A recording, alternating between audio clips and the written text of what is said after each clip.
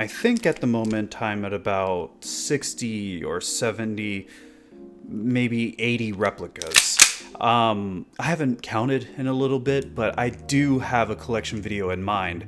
And in that video, you'll see stuff like this, my older WE Tech 1911.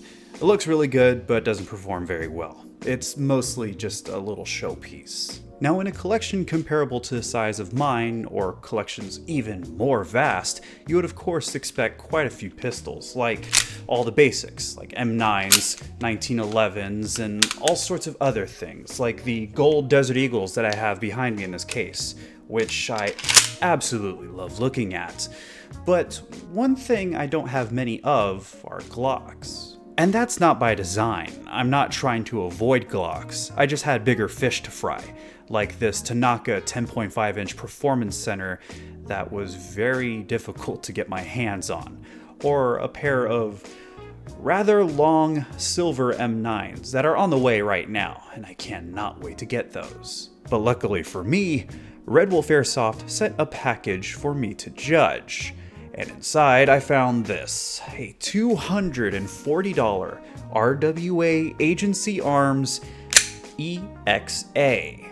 A Glock-style replica that's compatible with everything you can throw onto an officially licensed VFC Glock, as it was manufactured by VFC in collaboration with a lot of other companies, like Lonewolf and Agency Arms. It's of course very capable, like any of its brothers and sisters. But what makes this one special, if anything? It is valued at $245, and that's going to confuse quite a few people. So let's go ahead and take a look at the features, the functions, the build quality, and everything else in between. And let's start that where we always begin, with the unboxing. Let's go ahead and get this started. This is sure to be a good one, as I've heard good things about RWA projects and how much Agency Arms owners really love their decked out sidearms, so I'm happy to crack this box open that's been covered with logos and information. It's merely a cardboard box though. There's actually not much to it, with the exception of the QR code that will send you to the owner's manual. The EXA itself is wrapped in a plastic bag and has an additional backstrap under a portion of the box in a Ziploc bag. And that's it. No unjamming rod and no paperwork, since you have that QR code to make use of. You get the RWA EXA, its magazine, and that backstrap. That's it. But upon first impressions, even with some blue tape on it and the US regulated orange tip, I like its standout looks that are sure to make it stand apart from its competition. Those looks explain the costs, as Agency Arms slides and Lonewolf frames don't come cheap, but the fit in the hands is one of the best that I've felt in my smaller hands. It's that straighter grip angle and higher cut on the beaver tail for bore to grip access alignment. Those traits would benefit you quite a bit with the real article, but with the Airsoft replica, it just helps with comfort. We'll talk about this a bit more later. The RWA EXA is also very light, sporting a weight of 14 ounces or 398 grams, while the magazine alone comes in at 9.2 ounces or 264 grams. The weight was definitely brought down by the several cuts across the Agency Arms slide that only came out to 4.3 ounces or 124 grams with just a blowback unit inside it. These cuts benefit you as an owner more than with weight savings. I'm sure all the serrations from both sides to even up top will be very well liked by anyone. It'll actually be rather difficult to mess up when charging this EXA. And if you take a look at this big window cut on top, you'll notice that it's almost a quarter of the top of the slide gone, which will aid in recoil snap and faster follow-up shots. So imagine just how much more something like this would benefit from a half-stroke mod. Apart from all the cuts and the little American flag where I would expect to see an RMR cut, we have a very good fiber optic front sight that's not adjustable. The rear sight can be adjusted for windage, but apart from that, it's pretty basic. But that's not a bad thing. We only really need these horizontal lines in it to cut down on reflections. The front sight with its fiber optic in the presence of the sun or with some light will act as a pseudo red dot. So for sights, I'm sold. I still would have liked to see an RMR cut, and from the sounds of things, so do other owners and reviewers. I'm not the only one disappointed by this. Once more, I would like to stress how nice this slide is, even for someone like me that's not normally wowed by super hyper tactical pistols as you may think. It just feels good with all the cuts, and I like that the coating on the outer barrel is wear resistant and fluted. The blacked out 97mm by 6.03mm aluminum inner barrel is another nice touch for photography, as it's blacked out by RWA themselves. And as they said, we chose to use a blackened outer barrel for extra realism, so when users ever need to use this pistol for video purposes, they won't need to worry about the inner barrel flashing in front of the camera. And despite not being threaded on the outside, I see that the aluminum inner barrel is threaded, unlike in the advertising photos. Now, I thought that the barrel was supposed to be flush and beveled with the front of the slide. Well, this is one small change that had to be made, as with US Customs, they perform a test where they tug on the orange tips, and if they come off too easily, they will reject or confiscate products. That is why these internal threadings are here, to ensure the orange tip has something to grab onto. As this is the first gas blowback pistol that RWA has ever released under the agency arms and Lonewolf distribution license, they wouldn't want to risk something like that happening. You can think of this like how some models of cars have to be modded for the US market, and if that means some added bumpers to make the Ferrari F40 street legal, then that's just what has to be done. Not having a threaded outer barrel like the FNX45 or the CZP09 Duty has gotten this EXA some flack as well, and I can understand that. Trace units are very popular and almost a mandate to perform well at some darker CQB arenas. I will note that my slide bears a wobbly mock extractor that in no way affects performance, and that the EXA I received had this much wobble between the agency arm slide and the Lonewolf Frame, which is where we continue this review. The frame, as mentioned, is officially licensed by Lonewolf, a company made famous for their Timberwolf design that is seen replicated for us airsofters thanks to SOCOM gear almost a decade ago. This frame, that's had a stippling layer added up top of it called shark scale, fits very nicely in the hands. As I said, this is an added layer onto the frame that you can Dremel out even more if you feel the need to add more textures. However, I personally like the way it is already, as it's not too rough or sharp. Shark scale wraps the entire grip and extends all the way to the beginning of the 2-inch rail and personalized serial number. Even the underside of the flat face trigger guard comes with shark scale, and a pleasantly rounded cut connecting it to the grip. The actual grip has been slimmed down and also straightened, adding more points to my rating. It's hard to put into words just how well I like its comfort, but without any shade meant, I prefer this frame over what you'd find on the Navrich SSP-18 or normal VFC Glocks. A good selling point to mention is how this magazine release can be swapped to either side, unlike the slide catch / release. The Magwell has also been flared slightly.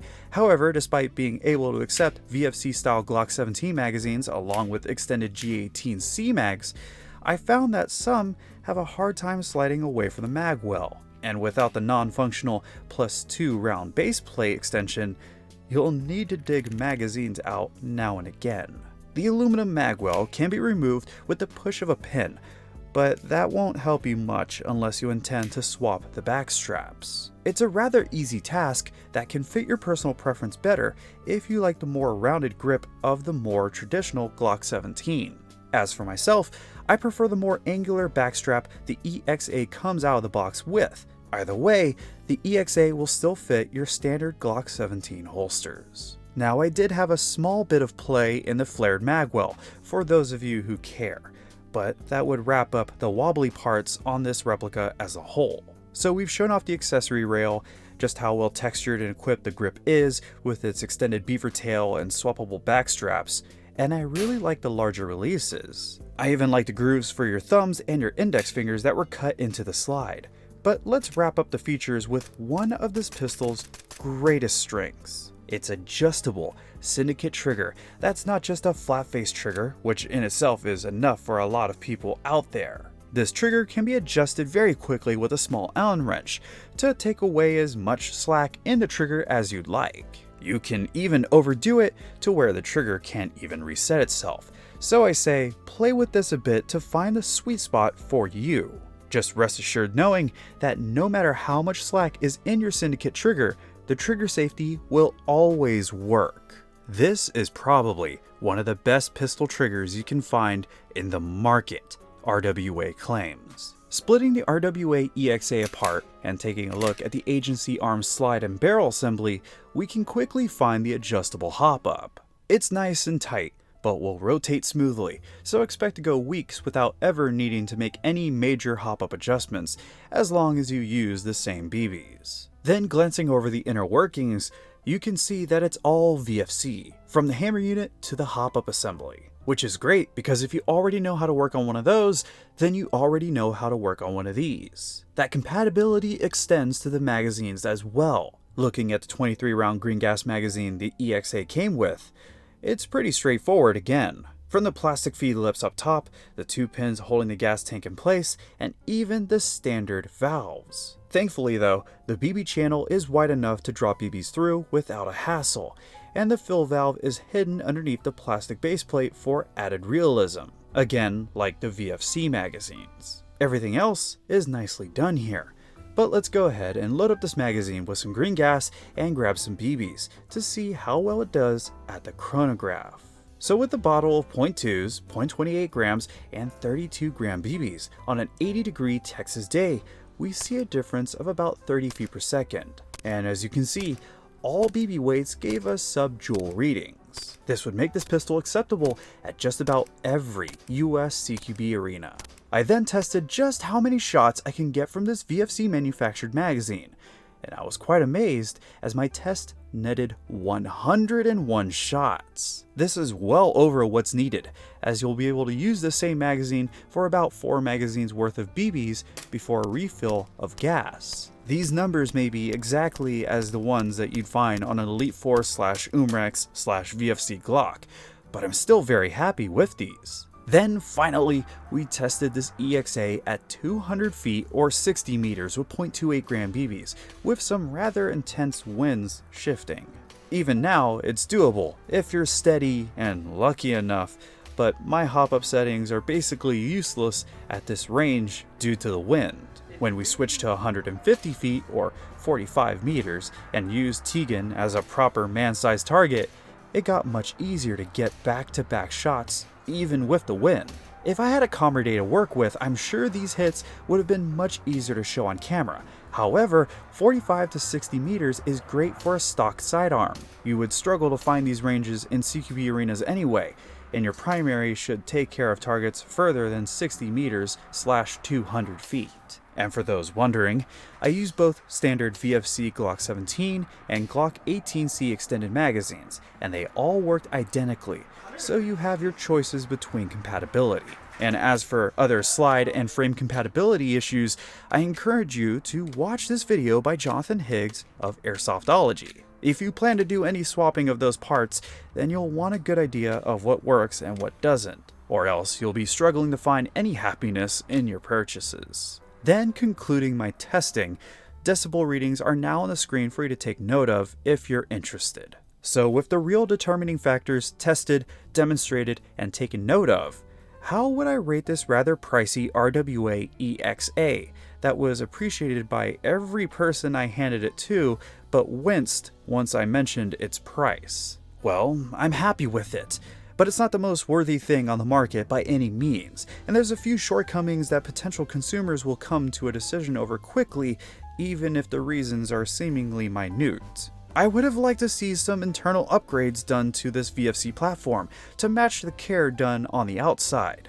As for the external factors, the EXA is a really great contender, even without a threaded barrel or RMR plate, but having that threaded tip would have added a lot more potential for sure. As seen with the range and accuracy, if you can get away with needing a trace unit, then you'll slay with this in CQB, especially with the tunable trigger and lightweight slide. Follow-up shots will not be a problem, and since it is VFC based, mods should be simple enough. The Tokyo Marui compatibility purists will have a few gripes though, and that's understandable. This is a target competition style Glock in airsoft form at the very end of the day. If that translates perfectly into the airsoft realm is your decision to make. In my personal experience, this for now is my G-Series pistol of choice to go along with my ICS Challenger, which is my personal high kappa of choice. The reasons being that I like that trigger too much, and just how comfortable it is thanks to the Lonewolf Frame. I will look into switching the outer barrel because I need the possibility to equip a tracer unit, and I think I'll look into short stroking the slide travel as well. When it comes to performance, I'd rate the RWA EXA at about 8 out of 10. The gas consumption was stellar and the range was pretty good for a pistol. As a gas replica, it's very capable, even if it's riding on the back of VFC. I'd only like to see the EXA have a tightened up consistency when it comes to power output. For everyday play, the EXA gets a 7 out of 10. It's still a pistol, so you might not always need one at your 30-minute skirmish games at a field, but if the EXA is unholstered, you'll be able to use its fair accuracy and quick follow-up shots to save yourself. Trademarks don't change this, nor can even the biggest fan bases, so that rating feels comfortable. Unless you intend to use this as your primary in CQB arenas, but then again you'll want a flashlight as the EXA has no threads for you to make use of with your tracer unit. Now for rating collector value. It's still a Glock and that platform is everywhere, as it's arguably the second most used pistol platform in the entire game. But that agency slide is definitely worth something. However, I don't see these becoming $1,000 collector's pieces like some classic Western arms models for example, even despite the professionals who use the real thing in competition. So the EXA gets a 4 out of 10. As for build quality, the RWA EXA isn't the most solid thing out there. It rattles in my hands and there are steel-equipped Glocks on the market now. But it's not a terribly manufactured sidearm that I expect to chip apart, so the EXA gets a 7 out of 10. Then for worthiness, I give the EXA an 8 out of 10. Internal upgrades might have jumped the price more, but the little things it's missing would have also jumped my rating on it more as well. It's still going to get you easy 150-foot shots, and it has excellent gas consumption. So I'll say this one more time. It has potential. This is roughly an externally upgraded VFC Glock 17, put together so this setup is ready to go. There's no need to do it yourself, so you can think of this as a way to skip a bunch of steps, like a pre-assembled model. But the very little slop in the build quality that's fair to judge helps the EXA out, along with the other positive accounts I've read and seen from owners. Taking a look at those scores, the RWA and Agency Arms EXA score a 35 out of 50, making it a bit average. It's not the stunning be-all, end-all piece, but I like that I won't need to modify my own G-Series pistol because I already have one. That's done on the outside. However, those are just my opinions and my findings over the RWA, Agency Arms, and Lonewolf EXA.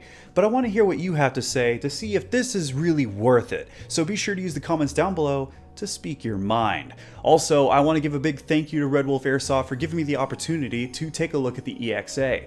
Be sure to use the links in the description down below to head off to their website. Also, if you wouldn't mind, go ahead and follow me on Instagram, where you can see all the other things I have coming up for the channel. We're getting really close to 40,000 followers, so let's get that done. If you ever wondered what I'm doing away from YouTube, or want a few hints on what the next videos will be like, then you'll definitely want to follow me on Instagram.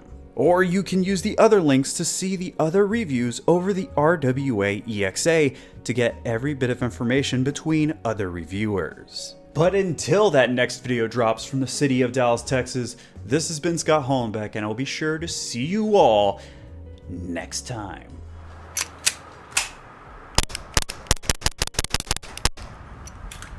I like that trigger even stock.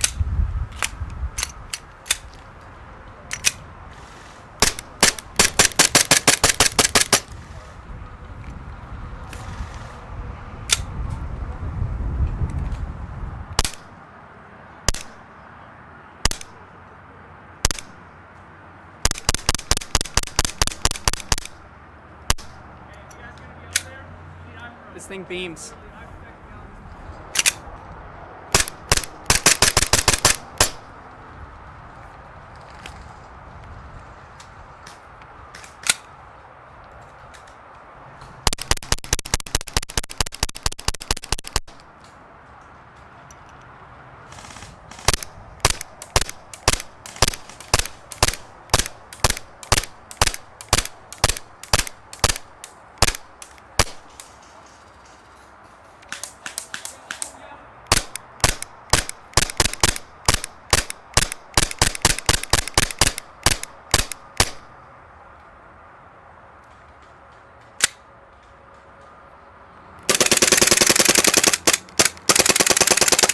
What do you think about that trigger?